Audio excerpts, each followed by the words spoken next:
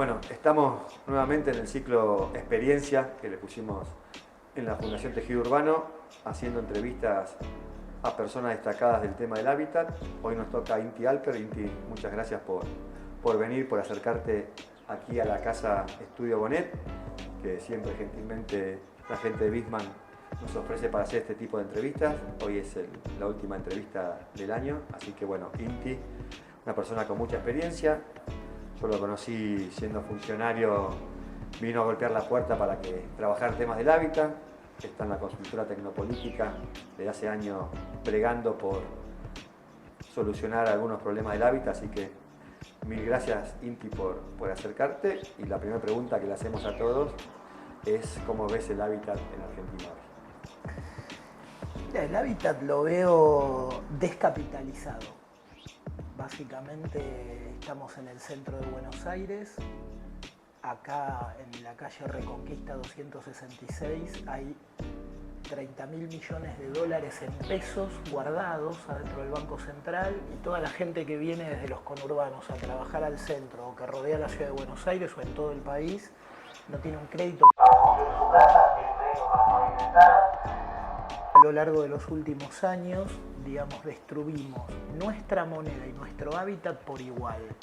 Entonces, lo que yo veo hoy es una gran oportunidad en el hábitat. ¿Por qué? Porque es el único mercado que nos puede sacar de la estanflación. Por ahí tengo una mirada muy distinta. Hay un montón de gente que dice el hábitat es un desastre. Para mí es la oportunidad productiva más grande que hay en la Argentina. Porque antes de venderle carteras a las italianas, y nosotros exportamos cuero, perfumes a los franceses, que es difícil. Para nosotros era fácil plantar algunas florcitas en algún lugar de la cordillera y en todo caso hacer alguna esencia, pero de ahí a meter un perfume en un frasquito y venderlo a $100 hay una distancia. Antes de venderle autopartes a los alemanes o palitos a los chinos, me parece que tenemos que ver a nuestra propia población como un mercado, al ahorro interno como el capital, y me parece que la gran oportunidad es que algún gobierno entienda que si en 4 años pone en valor la República Argentina, terminas con la inflación, el desempleo y la crisis social al mismo tiempo. Algunos dicen que eso es demasiado ambicioso, para mí es lo único que hay que hacer. En esa línea, yo cuando te conocí, siempre me sorprendió esto. Los problemas del hábitat siempre son vistos como necesidades no cubiertas por la población, donde un gobierno tiene que poner lo que le falta a la población. En tu propuesta, lo que conozco de lo que has charlado, es al revés, tenemos una oportunidad y hay que dejar que la sociedad realice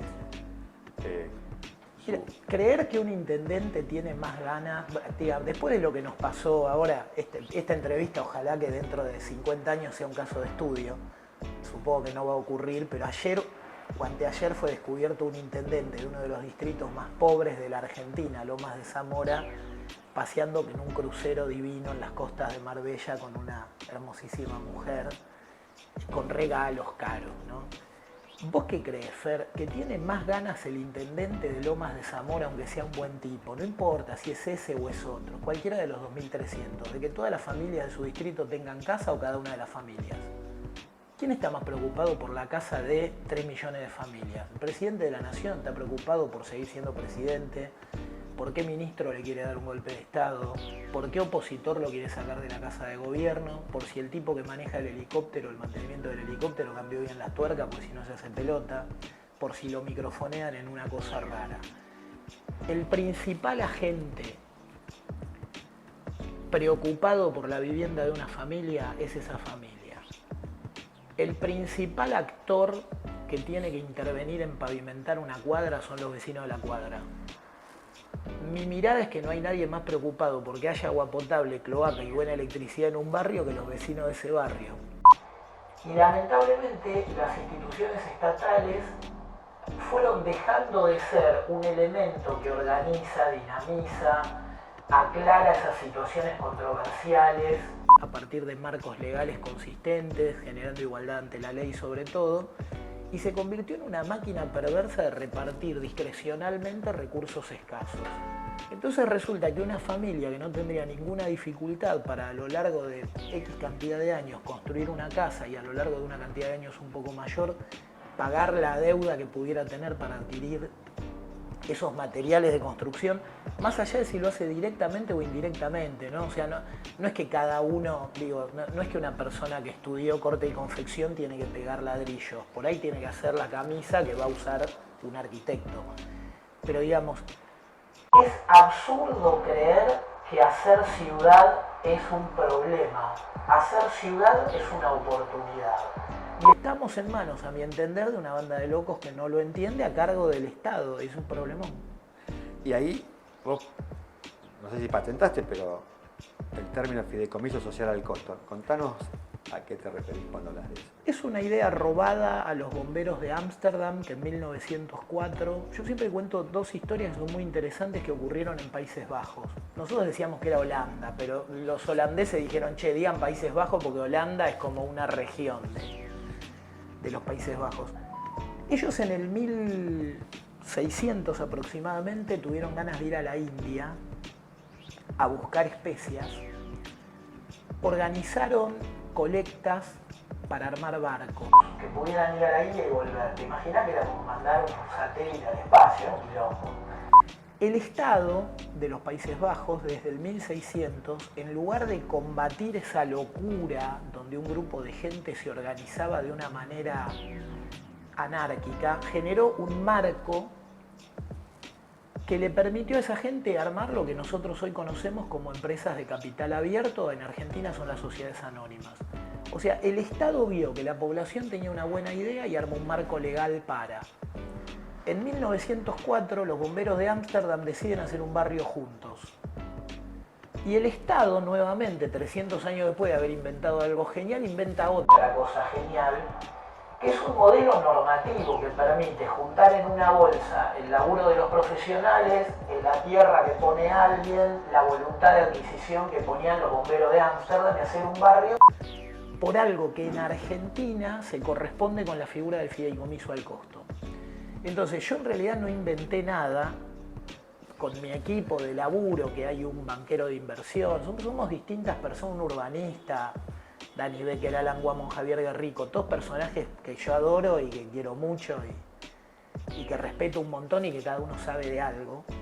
Lo que hicimos fue ver en la coyuntura argentina económico-financiera, con el marco legal existente y con las mejores prácticas que se utilizan diariamente en la Argentina, cómo esa gran idea se puede aplicar hoy sin ninguna nueva ley. ¿Por qué? Porque el Congreso es un desastre, la política es un desastre. Fíjate lo que pasó con la ley de alquileres. Es tan difícil pensar en eso que nosotros lo que nos pusimos a pensar fue, básicamente, cómo en un contexto institucional complejo y te diría contraoperativo, el Estado atenta contra la gente que se quiere organizar. Es una barrera en lugar de ser un puente, un trampolín. Igual se podía hacer. Y bueno, encontramos que la figura del fideicomiso de urbanización, que lo llamamos social porque no tiene un beneficiario que no sea el conjunto que lo integra, donde todo el mundo cobra, recibe, no es que son todos salames que estén regalándole algo a alguien, ¿no? O buena gente que le regala nada a nadie. No hay un alguien que gana dinero con eso, sino que cobra su trabajo, adquiere su vivienda. Claro, ¿cuál es el misterio de ese modelo? Que por ahí con $50.000 por familia producís algo que en el mercado cuesta 120.000. Por lo tanto, alguna gente dice, pero acá hay una magia. Y bueno, sí, producir genera valor. Y ahí te hago una pregunta. Esto lo planteaste en Villa Emergencia o barrios populares, donde la lógica imperante es, ahí el Estado tiene que hacer todo, independientemente que hemos hecho alguna cuenta, y lo que está poniendo ahí lo tiene que poner durante 70 años, 80 años para cubrirlo. Una vez imaginé, mi exmujer trabajaba haciendo locaciones para la industria del cine y visitábamos montones de lugares. Una vez yo me imaginé que George Lucas quería hacer la primer precuela de la Guerra de las Galaxias y se le ocurría que el primer Jedi había nacido en la Villa 31. El primero, ¿está bien? O el tío del primer Jedi, el que le pone la espada en el hombro y lo hace Jedi. Y me imaginé cuánto costaba armar esa locación. visité la Villa 31, más o menos la conocí, y dije, bueno, acá hay por lo menos 200 millones de dólares que puso la gente antes de que el Estado invierta un sope. Entonces, lo que yo pienso es, si los 5.000 barrios populares que se hicieron en la Argentina se hicieron sin planificación, sin profesionales, sin crédito y con el Estado en contra, ¿qué hubiera pasado si tenían el Estado a favor, crédito, profesionales y planificación? Te hacían Portland, te hacían Ámsterdam, te hacían Barcelona. Porque para la gente armar su hábitat es lo natural. Eso no le entra en la cabeza a los políticos. A mí una vez un político, el repartidor de guita más importante de la Argentina, que es Emilio Pérsico, me dijo en una charla, Inti, ¿por qué vos decís que la gente quiere comprarse un terreno y a mí solo me piden plata? Y yo lo miré, me reí y le dije, Emilio, porque yo vendo terrenos y vos regalás plata. ¿Qué te van a pedir a vos y qué me van a pedir a mí? Si yo hago loteos populares al costo, lo lógico es que la gente me venga a ver y me diga, no, tengo tal anticipo, laburo por mes, vendo la motito y me muestran lo que tienen. ¿A vos qué te van a mostrar? Aquello de lo que carecen, punto, terminó. Nosotros creemos en las personas, en las familias y en las comunidades. ¿Se entiende? No en sacarle el voto y administrarle los recursos, en su poder de realización. Yo tengo un profundo respeto por las personas. Me parece que cualquier ser humano que no tiene la desgracia de tener una enfermedad o que no tiene esa condición es una persona productiva. No tengo por qué faltarle el respeto creyendo que es un inepto al que hay que darle. Hay que ayudarlo a que haga en un marco institucional pertinente, nada más. Hay un tema que por lo menos le dieron bastante fuerza, es el tema de comprar terrenos a valor rural y urbanizarlos socialmente. ¿Eso va en contra de lo que la política plantea o cómo lo vivimos? Guernica, el Cuervo Larroque se presentó en una toma hace 3 años siendo el flamante ministro plenipotenciario de no sé qué de la provincia de Buenos Aires, secretario de algo muy importante, imagínate, Cuervo Larroque, un señor importante, la Cámpora gobernando la provincia de Buenos Aires, tiene la toma de Guernica. O sea, un grupo de personas que están todas en la lona se quedan a vivir adentro de un campo que no era de ellos sin hablar con el dueño. Hacen un operativo que costó más que comprar un campo que estaba en venta a 500 metros. A 5 cuadras había un campo en venta. A 5 cuadras, ¿sí? El campo en venta costaba $30.000 la hectárea, te pedían, y vos podías decirle, te lo pago 40 en 5 años, y te lo vendían, o le podías decir 25 al contado. Y el Cuervo Larroque no lo quiso hacer. No me preguntes por qué, llamar al Cuervo Larroque y preguntarle acá lo mismo, si querés vengo yo y te ayudo con la entrevista. Ahora, lo raro es que hay 20 y pico de municipios de la provincia de Buenos Aires administrados por distintos colores partidarios que sí hacen eso. Lo hace San Miguel del Monte, lo hace Castelli, lo hace Las Heras, lo ha hecho históricamente, no sé ahora, Trenquelauquen, pero fue uno de los que inventó, digamos, que era algo tan lógico eso. Te aclaro que yo igual soy un claro defensor de la ciudad densa, digamos, de la ciudad compacta. A mí me encanta que haya cinturones de quintas para pasarla bien el fin de semana alrededor de las ciudades, o de gente que le gustan las plantitas, que le gusta producir, pero creo que los pibes tienen que estar lo más cerca posible de cines, de teatros, de subtes, de lo que en cada lugar sea el faro cultural. Porque tengo como yo adhiero a esa escuela que piensa que, digamos, entre mirar atardeceres con vista abierta, que es lo que yo hago, yo vivo en un lugar medio rural y me encanta mi contacto diario con la naturaleza, pero me formé en un contexto de intercambio muy dinámico de bienes culturales. Entonces yo soy de los defensores de que hoy en día tal vez la idea del ensanchamiento es para cierto tipo de lugares, pequeñas ciudades, muy pequeñas. En las ciudades intermedias me parece que lo que hay que generar son cordones densos y cordones de quintas y que cada uno viva como quiera. No creo que haya que decirle a la gente cómo tiene que vivir, ni con quién se tiene que acostar, ¿entendés? O sea, soy de los defensores de la libertad de las personas, que hagan lo que se les cante. El que quiere vivir debajo de un ombú, que viva debajo de un ombú, si puede tener un ombú y el pedazo de campo que ocupa un ombú. Efectivamente, cuando fui funcionario un corto periodo de tiempo en la provincia de Buenos Aires, con ese mecanismo tan simple que acabas de nombrar, que era entender que una hectárea rural vale $30.000, dividido 30.000, no hay que ser premio Nobel, y enseñándole a las organizaciones sociales como el movimiento Evita, de ahí viene mi vínculo con ellos, que la organización social hasta puede ganar un mango, fondear sus actividades con el gap que podés producir entre el costo y el valor. Paramos durante varios años las tomas, porque un montón de organizaciones empezaron a comprar campitos con cualquier tipo de instrumento. Eso no le gustó a la política. Punto. Y no le gustó, voy a decir algo que es complejo.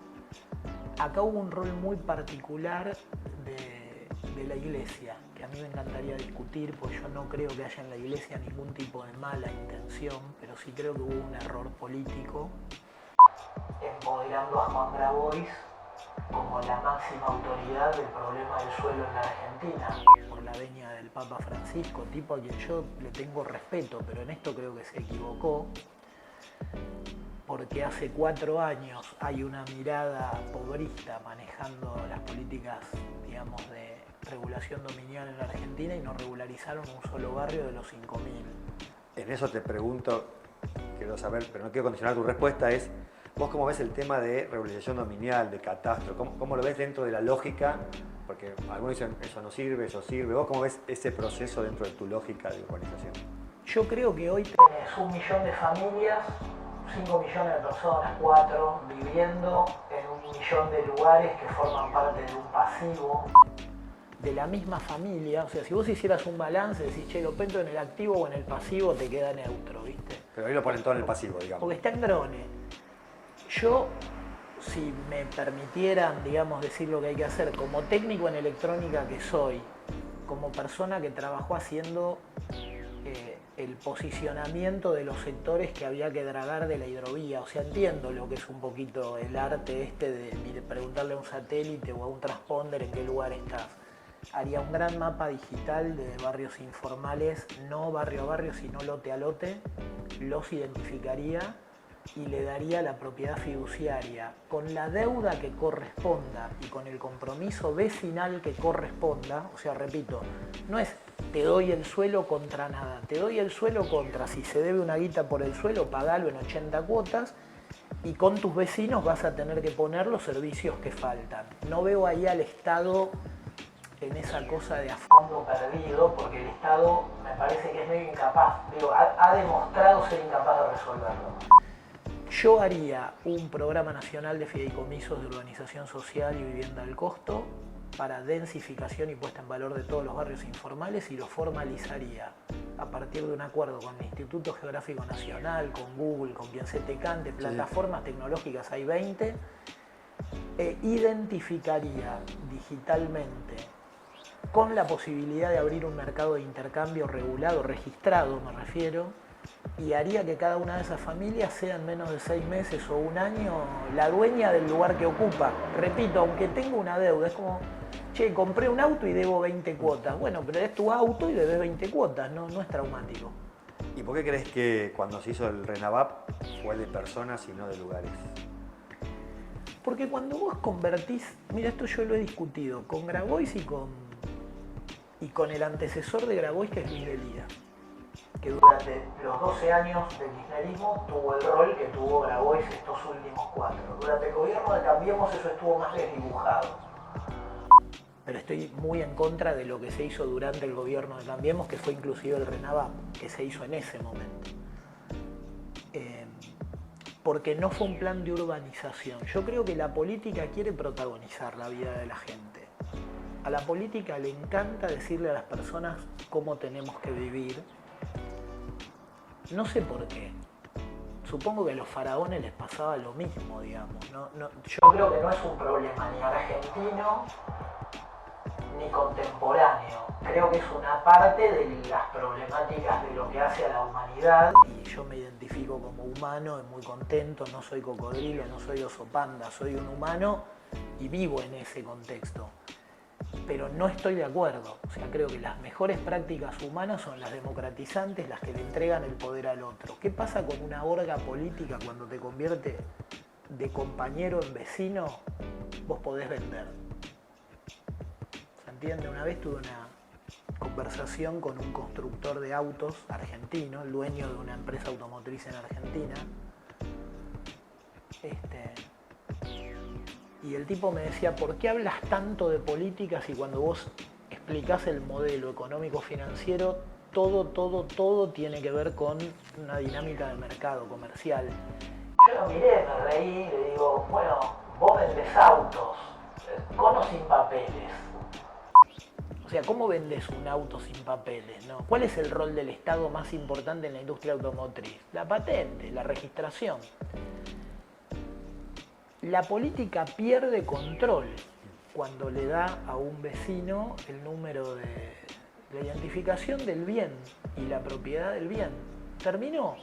Para mí es simple, es una lucha de poder, entre un poder atomizado de un pueblo entero y una banda. Hoy se puso, digamos, sobre la mesa la expresión casta. Yo me identifico con que es una casta, claramente es una casta.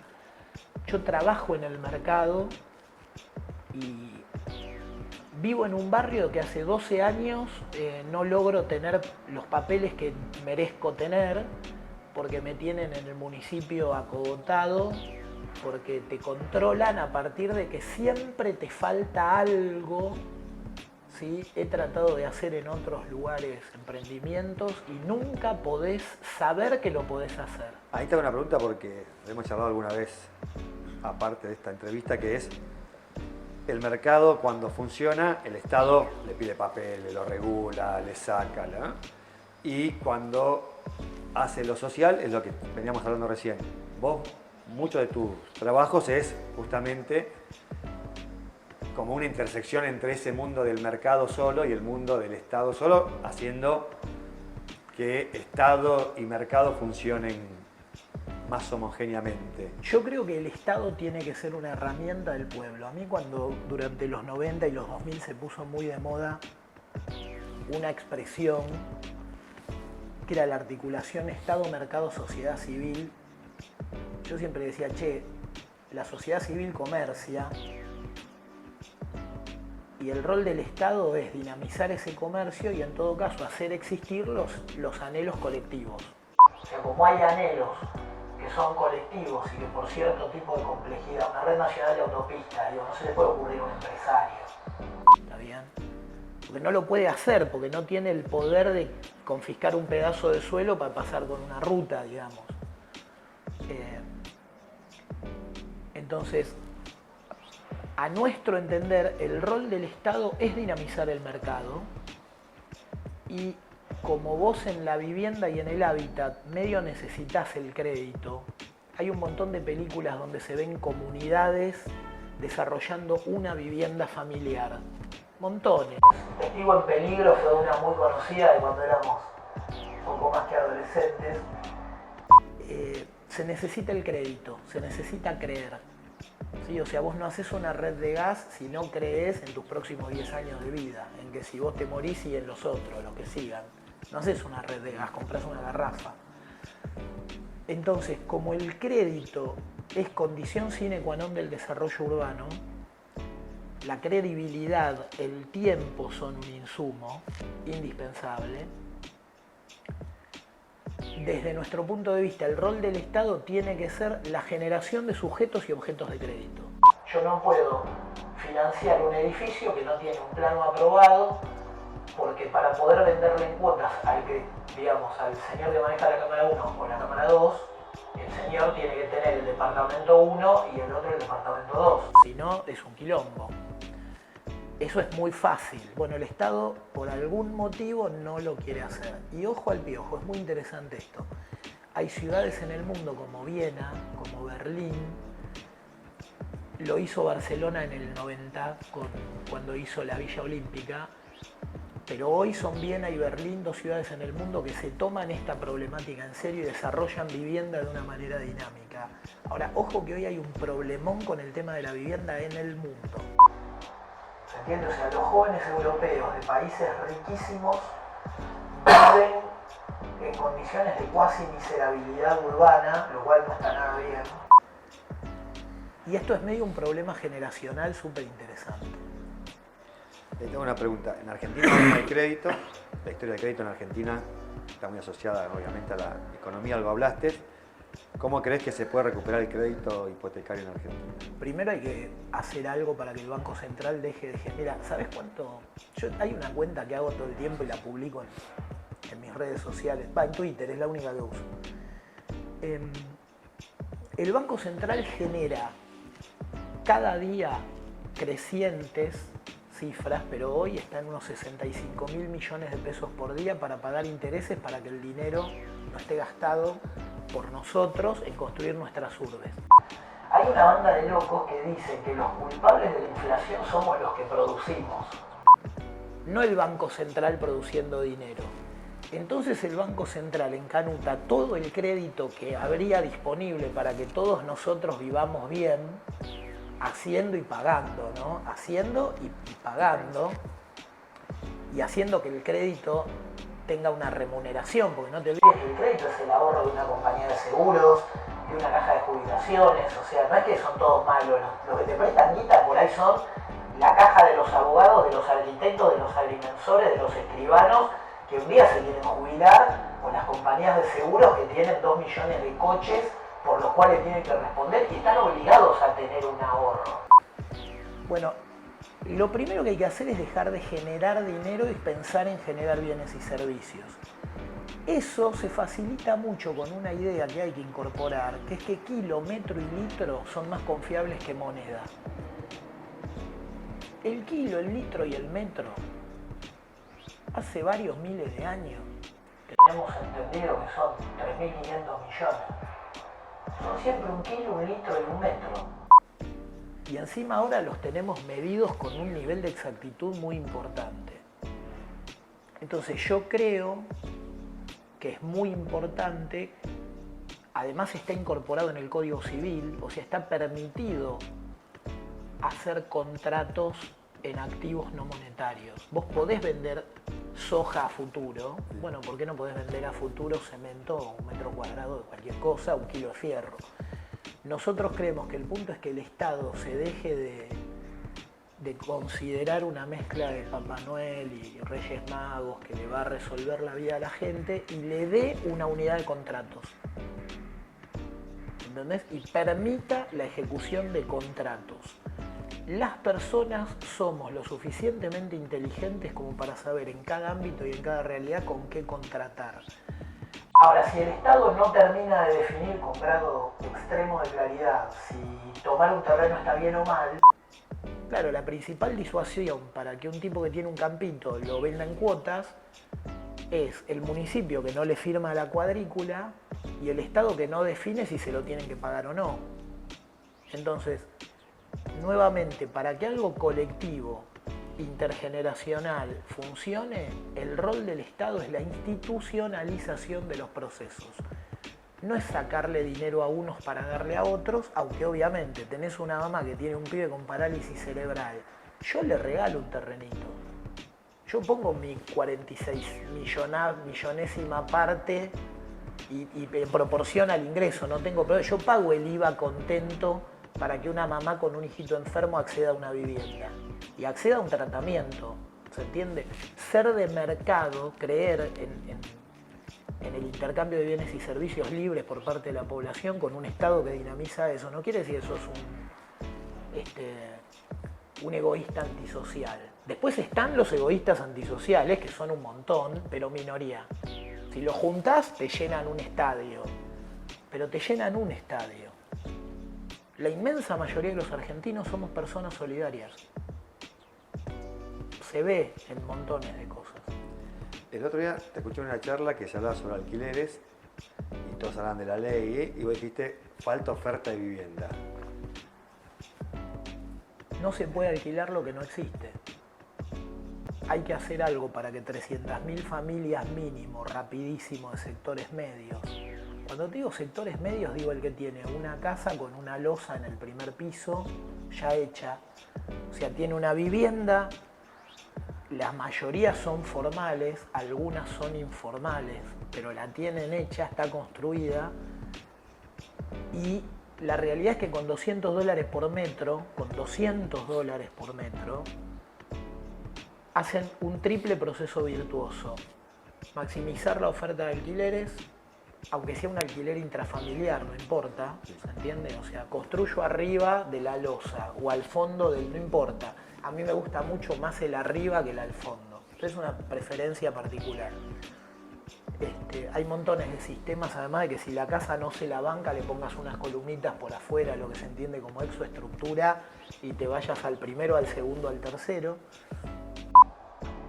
Yo creo que hace falta generar 300.000 nuevas unidades con carácter de hiperurgente, porque Argentina, no nos olvidemos que es el único país del mundo, o al menos el primero, no sé si después hubo otro, que haya sido constituido para ser habitado por cualquier persona que viniera. Es un país muy generoso en términos de la llegada, porque fue constituido como tal. Yo siempre digo, es una cosa muy rara, ¿no? Una oligarquía en donde 200 familias eran dueñas del país, hicieron la constitución más liberal del mundo y dijeron, vengan que acá los acogemos, y no lotearon. Claro, yo conté en alguna charla que tenía un compañero, un amigo, que cuando viajábamos por Europa invitaba a toda chica linda que conocía a venir a Buenos Aires y le decía, te quedas en mi casa, te quedas en mi casa, te quedas en mi casa, y él vivía en un monoambiente. Y era un genio, ¿se entiende? O sea, era un genio, un pequeño genio. Yo creo que la oligarquía argentina un poco hizo eso. O sea, se quedaron dueños de la totalidad del suelo, sin un plan nacional de producción de suelo urbano en marcha, y fueron absolutamente generosos con la recepción de inmigración. Para mí eso fue un fenómeno consciente hace 100 y pico de años. Hoy los chosnos digamos, los nietos de los nietos de los nietos de eso ni entienden qué pasa, y lo que tenés es un fenómeno por el cual sigue viniendo gente argentina. Hay un sector que te dice que es maravilloso vivir en Uruguay, que es maravilloso Perú, que la inflación en Paraguay es bajísima. Y yo lo que digo es, andate a Asunción a ver cuántos tipos nacidos y criados en Moreno ves pegando ladrillos. Lo que vas a ver son en Moreno un montón de paraguayos tomando tierra y pegando ladrillos en Pilar y pegando ladrillos en Tigre y en Ciudad de Buenos Aires. Entonces, tenemos que ser conscientes de que hay que aumentar la oferta y que en lugar de ser un problema para las arcas públicas, como el porcentaje que capta el Estado de la economía convencional es muchísimo, en realidad es un negocio para el Estado. No es verdad que hacer 1 millón de viviendas es un problema, es lo que hay que hacer. Y ahí te pregunto, en esta historia argentina que vos contabas, la gente llegaba a tener la propiedad, tardaba más, tardaba menos, pero era un país de propietarios. Sí, porque eran vivos los que los traían, sabían para que los traían para venderles un pedacito, no eran giles. Bueno, pero ahora estamos en que la Ciudad de Buenos Aires llegó, según el último dato del INDEC, al 40% de inquilinos. La Argentina, según el censo, está arriba del 30% de inquilinos. Sí. Buenos Aires tiene que construir 300.000 viviendas mínimo, pero el Banco Ciudad, para que la ciudad tenga calidad, tiene que armar un programa para que un montón de argentinos depositen guita en la ciudad de Buenos Aires, pero se desarrolle en todas las ciudades intermedias de la Argentina. Esa es una expresión que me enseñaste vos, digamos, ¿no? Hace varios años me dijiste un día en una charla el término ciudad intermedia, y yo la había escuchado 20 veces, pero era la primera vez que la escuchaba teniendo enfrente al que me la decía, y te hice hablarme a vos de las ciudades intermedias. Y me gustó mucho cómo me la sintetizaste. Y lo que digo es, la Ciudad de Buenos Aires tiene que construir 300.000 viviendas. Al Congreso hay que decirle que se dejen de jorobar y hagan una ley de alquileres lógica, que es básicamente parecerse al Código Civil, que existe, reformar algunos artículos del Código Civil que son complicados. Por ejemplo, Hoy en día para poder ir a desalojar a alguien no podés comerte el amague de que porque sacó la chapita de la puerta no podés identificarlo, ¿no? Digo, hay que hacer una ley de alquileres en relación a lo específico de sacar a una persona que no garpa, cubrir una garantía si te destruyen una unidad y que un propietario no te pueda hacer firmar un contrato en el cual tenga la posibilidad de agregarle 4 ceros a la derecha después de que lo firmaste. O sea, evitar los abusos, las picardías, las estafas y nada más. Más allá de eso, Buenos Aires tiene que construir hoy urgente 300.000 viviendas nuevas. Cualquiera que va a ciertos barrios de la ciudad de Buenos Aires ve que del primer piso para arriba no hay nada, por lo tanto si hay algo que sobra es espacio aéreo en la ciudad de Buenos Aires. Hay divinos lugares, playones que no tienen absolutamente nada de valor, que podrían servir para lo mismo que sirven hoy, arriba tener 3.000 viviendas, qué sé yo, lugares inmensos.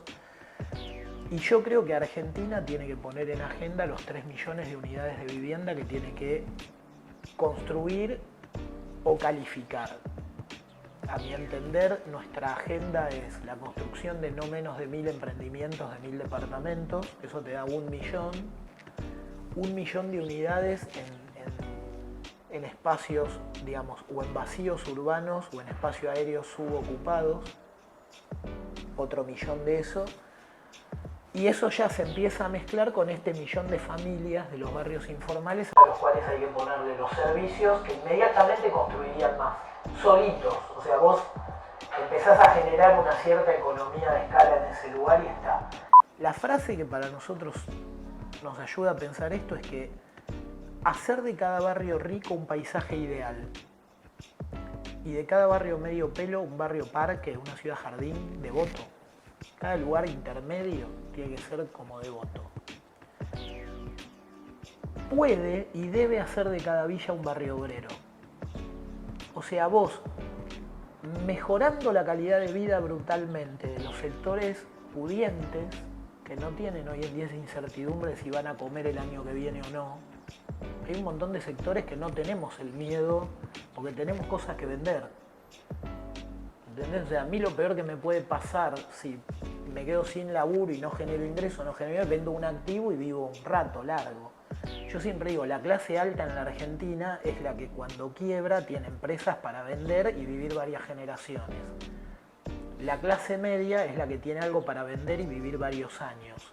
Nosotros llamamos clase media a la clase trabajadora que gana $1.500 por mes. No, son trabajadores que ganan $1.500 por mes, no tienen que vender.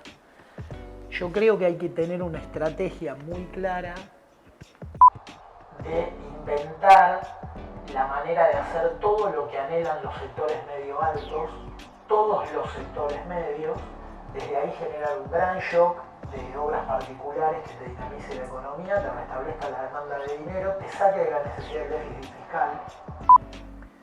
Si hoy en día se lanzaran en Argentina 3 millones de obras particulares, no públicas, el déficit fiscal termina, los planes se convierten todos en trabajo, todos. Te faltarían, lo mejor que nos puede pasar, que nos falten pibes para llevar una carretilla. Que nos falten pibes para hacer un pastón.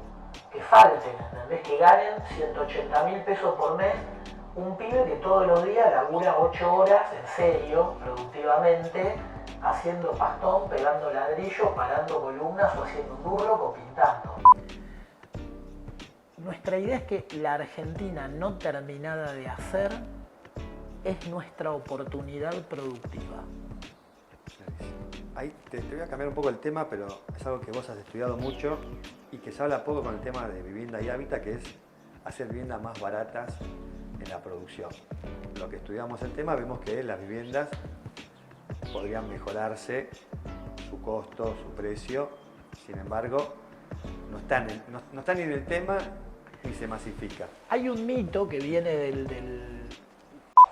Viste que yo acuñé una expresión que es la palabra progretudo, que es una mezcla de progresista y pelotudo. La política de vivienda durante muchos años era hay que generar trabajo. Y yo decía, no, hay que generar metros cuadrados, digamos. La política de empleo tiene que generar trabajo, la política de vivienda tiene que generar ciudades, metros cuadrados de ciudad o de buen hábitat, ¿no? Me gustan mucho los clústeres semiproductivos y residenciales. La ciudad chiquitita en el medio de un campo hiperproductivo a mí particularmente me enloquece, me encanta. Esos pequeños barrios alrededor de una fábrica en Córdoba para mí son fascinantes, digamos. Me encanta pasarme una semana en esos lugares y estar en esos lugares. Pero de cualquier manera, hubo un mito respecto de que el rol de la política de vivienda es tener gente ocupada. Es una muy mala lectura de Keynes. También parte de una lectura enferma de un tipo que no era un tarado, digamos, de un tipo que le podés discutir algunas ideas, pero no era un idiota. No lo era, en serio no lo era. Yo lo estudié muy a fondo y te puedo decir que las imbecilidades que se hacen en nombre de Keynes son imbecilidades. Ni Marx era un estúpido, ni Keynes era un estúpido. Eran tipos razonables para pensar ciertas problemáticas en ciertos contextos con determinadas herramientas que nosotros hemos pervertido. ¿Cuál es nuestra mirada? Hay que lograr un método de construcción de urbe, un método de construcción de urbanidad, no un método de construcción de casitas, que te acerque a los $400 por metro cuadrado para una vivienda habitable.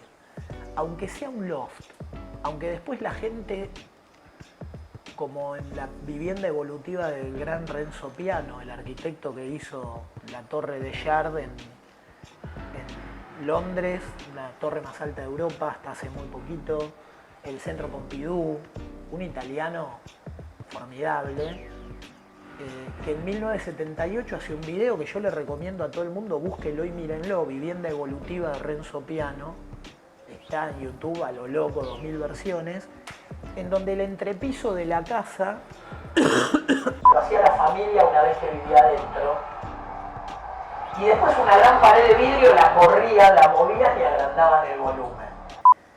Ese tipo de lógica a vos te permite que en lugar de que la gente se mude a un barrio con el quilombo de tener que construir una vivienda y hacer un proceso que colectivamente lleva 15 años, vos podés hacer una ciudad de loft.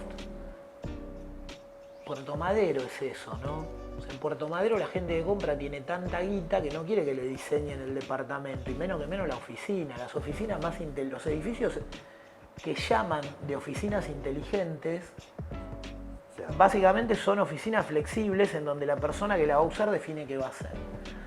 Si vos lográs el metro cuadrado de calidad de $400 evolutivo, que necesita que el Estado se repiense, porque vos tenés funcionarios que te dicen un departamento de 120 metros tiene que tener por lo menos 2 baños, tantas habitaciones, ser para tanta gente y tener el bidet colocado. Y por ahí la familia tiene plata para comprar los 120 metros, que le salen un poco más que comprar un terreno, y no pueden poner los 3 baños. Entonces, con que tengan los 120 metros y las instalaciones para después tabicar y poner las griferías y poner la parte cara cuando puedan, por ahí, el camino es por ahí. Yo recomiendo que todos los... Hay como una internacional progretuda, ¿sí? Que luchan tanto por los derechos de la gente y perfeccionan tanto los derechos de la gente que hacen que la gente no pueda acceder a ninguno de esos derechos. Por ejemplo, en la Argentina se supone que el agua potable y la cloaca son un derecho.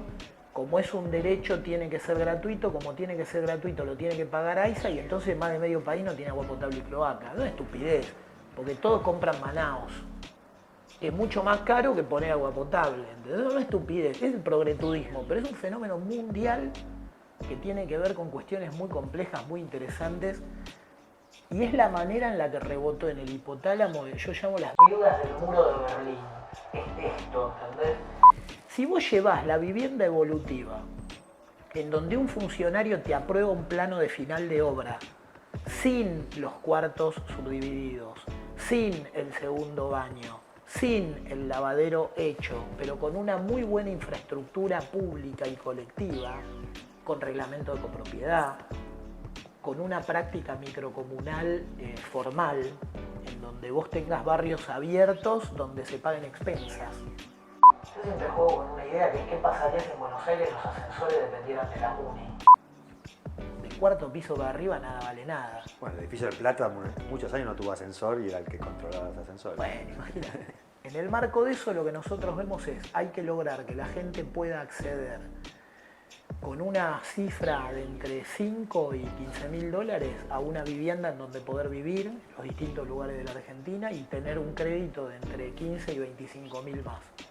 Si vos haces eso para toda la población de la Argentina, y te repito, acá en Reconquista 266 hay guardados 30 mil millones de dólares en pesos que no tienen a quién prestarse, por lo tanto, no te dije la cifra final. El Banco Central genera pesos para tener esos pesos guardados por el equivalente a 897.048 viviendas por año. O sea, el Banco Central le agrega a la hoguera esta inflacionaria argentina el equivalente a 900.000 viviendas por año. Una estupidez. Lo que decimos nosotros es, fíjate que son todos problemas inventados por el Estado. Es dramático porque las carreras que más se estudiaron en los últimos años no fueron ingeniería o arquitectura, fueron sociales. Nosotros lo que vemos es, hoy tenemos que entender que la vivienda evolutiva, densa, urbana, con zócalos comerciales hiperdinámicos, en la planta baja tiene que vivir nada más que la persona mayor con problemas de movilidad, las familias con miembros con problemas de movilidad, después el resto tiene que vivir para arriba. Las calles tienen que ser ciudad. El living de la casa tiene que ser la cuadra en algún sentido, el patio, la plaza. Eso tiene que estar cuidado con calidad y tiene que ser cuidado por la comunidad, no por la política. Si vos lográs eso a 400 dólares por metro, en 8 años, Argentina es otro país. Inti, estamos llegando al final de la charla, muy entretenida, podemos estar horas, nos conocemos. Última pregunta es, algo que no te haya preguntado, que no hayas charlado, que te gustaría decir en esta entrevista. Creo que se deslizó, pero la producción de hábitat es una oportunidad, no es un problema. Digamos, cuando vos apilás bien 20 ladrillos vale 40. Yo creo que vos sabés que a mí me fue muy bien. Yo soy un pibe pobre, digamos, viví toda mi vida. Acá estamos en un lugar que mide más que todos los departamentos en donde yo viví hasta los 14 años, sin contar la partecita de arriba, ¿no? O sea, más o menos yo vivía siempre en cosas que medían 3x7 o 3,50 por la mitad de un 8,66 por unos 8 metros. O frente o contra frente, departamentitos. Cuando yo me harté, te imaginás que ayer fui a ver una obra de teatro en donde te hacían una encuesta en cuántos lugares viviste y yo rompí la encuesta. Hice la primaria en un montón de escuelas, me obsesioné con el tema del acceso a la vivienda y con que los docentes puedan, para brindar una buena educación, primero tener una vida saludable, para lo cual necesitan una vivienda, pues mi vieja era docente, sigue siéndolo, es grande, ¿no? Ahora particular. Entonces el punto es el siguiente, yo aprendí que se produce mucha riqueza, a mí me fue muy bien, o sea, a mí no me fue mal entendiendo esto y me encantaría que esas millones de familias, en lugar de esperar que les den una respuesta, entiendan que para 1000 familias hacer 1000 viviendas es casi fácil si lo delegan en alguien lúcido. Es mucho más fácil que 200 familias, que 24 amigos se hagan un edificio que cada uno se compre un departamento y la gente no lo sabe. Si vos me preguntás a mí cuál es el eje de lo que me encantaría dejar, es la idea de que los grupos de amigos que terminan la secundaria y planifican el viaje a Bariloche entiendan que van a tener que vivir en un lugar y entiendan que si ellos empiezan a buscar los mecanismos para hacer que ese lugar exista, es muy difícil que a los 25 no tengan todo su casa. Como yo lo hice, cada vez que me dicen que es imposible, me río y termino la conversación. Pero has encontrado a mucha gente que te ha dicho que es imposible a lo largo del camino. Pero lo hice con los que pude hacerlo, entonces no les creo a los que me dicen que no se puede algo que es mi vida diaria, ¿entendés? ¿Cómo le voy a creer al que me dice que no puede existir lo que yo vivo cada uno de mis días, con lo que me fue tremendamente bien y con lo que salí de pobre. ¿Entendés? O sea, es como absurdo que alguien te diga no se puede construir por X guita cuando vos hiciste barrios en donde te movés todos los días entre casas que valen esa guita. Y vivís en una que vale menos porque como mi casa es mi propio laboratorio, mi casa se llama Maderita and Glass, porque es maderita y vidrio. ¿Entendés? Yo me hice una casa preciosa de autor divina y creo que con $20.000 me hice una casa de 130 metros. Y tengo patos en la puerta y qué sé yo, me divierto mucho. Entonces, ¿el punto cuál es? Para poder hacer eso, primero tuve que aprender a hacer un contrato de fideicomiso. Tuve que entender que yo podía hacer mi barrio ideal, inspirado en la aldea de los Molinos de Viento de la película Los Sueños de Kurosawa, solo si me permitía juntar a 40 vecinos que pusieran la teca inicial. Después me quedaron 120 lotes más. Y se arma. Y se armó. Entonces, que a mí me digan que no se puede hacer algo que yo vivo cada día es absurdo. Que un sindicalista no se dé cuenta. Hay 2.000 clubes de gremio, Fer, que son 10, 8, 6 hectáreas, una cosa así, ¿entendés? Cuadrado, redondo, ovalado, no importa, en L, que tienen el cerco perimetral, el ingreso principal, un ingreso secundario, una red de circulación, piscinas divinas para los nenes, para los que nadan bien, algunos piscinas de agua caliente, muy poquititos, quinchos, cancha de pelota paleta, canchas de pádel, canchas de tenis, cancha de fútbol 5, pista de patinaje y 8 canchas de fútbol. Y que los tipos te digan, no, porque el salario no le permite a los compañeros alquilar. Yo digo, pero boludo, por favor, llamá a 600 y en 4 canchas de fútbol hagan 600 departamentos que ya tienen las otras 4 canchas. Son los hilos de Dorrego, ¿entendés? O sea, es lo mejor de lo mejor de lo mejor está al alcance de gente que se acostumbró a la miseria estructural. Hay que desacostumbrar a los argentinos a vivir como miserables. Tenemos que vivir prósperamente. Obviamente, muchos dicen es una locura. Yo digo, la locura es querer seguir así. Bueno, llegamos al final de la charla. Esperemos que la locura avance, que estos 120 que contaste se transformen en millones. Así que bueno, Inti, lo mejor y seguimos charlando y bueno, gracias por esta entrevista tan linda que me diste. No, gracias a vos y a la Fundación Tejido Urbano que para mí hacen un aporte espectacular. Muchas gracias, dale. Estamos en contacto. Saludos a todos y nos vemos quizás el año que viene en el nuevo ciclo de experiencias.